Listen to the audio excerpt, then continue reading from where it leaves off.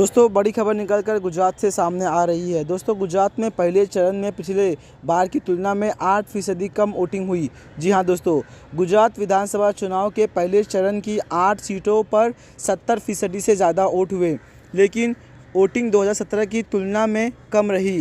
पहले चरण में सौराष्ट्र, कच्छ और दक्षिण गुजरात के इलाकों की सीटों पर चुनाव हुआ, जहां पिछले चुनाव में बीजेपी और कांग्रेस के बीच कांटे की टक्कर थी। गुजरात विधानसभा चुनाव में पहले चरण में 19 जिलों की 89 सीटों पर मतदान हुआ, जिनमें 788 उम्मीदवारों की किस्मत ईवीएम मशीन में कैद हो चुकी है।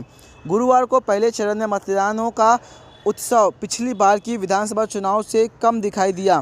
पहले चरण में 89 सीट पर 60.20% तक ही वोटिंग पड़ी, जबकि 2017 के विधानसभा चुनाव में 68% से ज़्यादा वोटिंग पड़ी। दोस्तों गुजरात चुनाव के पहले चरण में सौराष्ट्र, कच्छ और दक्षिण गुजरात के जिलों की वोटिंग ट्रेंड्स को देखते हुए पिछले 4 चुनाव की तुलना में करीबन 8% कम वोटिंग हुई है। जी हां दोस्तों, 2012 में 70% मतदान हुए थे। पिछले 2 साल की तुलना में इस बार 8% से कम वोटिंग हुई है। दोस्तों ये सब देखते हुए राजनीतिक दलों को काफ़ी बड़ा झटका लगा है। दोस्तों इस बार गुजरात इलेक्शन को त्रिकोणा इलेक्शन में बताया जा रहा है, क्योंकि बीजेपी और कांग्रेस के अलावा आम आदमी पार्टी भी गुजरात इलेक्शन में इस बार उतरी है मैदान में। दोस्तों अब बात करते हैं कहाँ कितना फीसदी मतदान हुआ है।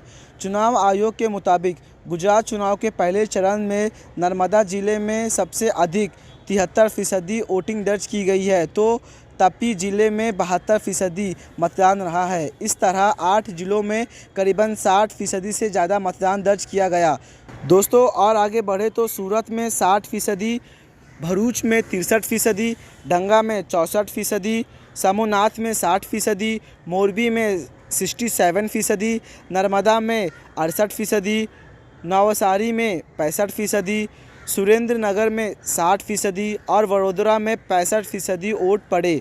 दोस्तों और आगे चले तो देवभूमि द्वारका में 59%, राजकोट में 57%, बोटादा में 57%, अमरोली में 52%, भावनगर में 57%, जामनगर में 53%, जूनागढ़ में 56%, कच्छ में 54%, पोरबंदर में 53% मतदान पड़े। दोस्तों इस पूरी रिपोर्ट में आपकी क्या राय है, नीचे कमेंट बॉक्स में ज़रूर अपनी राय बताएं। इस बार गुजरात इलेक्शन में कौन जीतेगा, अपना राय ज़रूर कमेंट बॉक्स में दें। Thanks for watching my channel.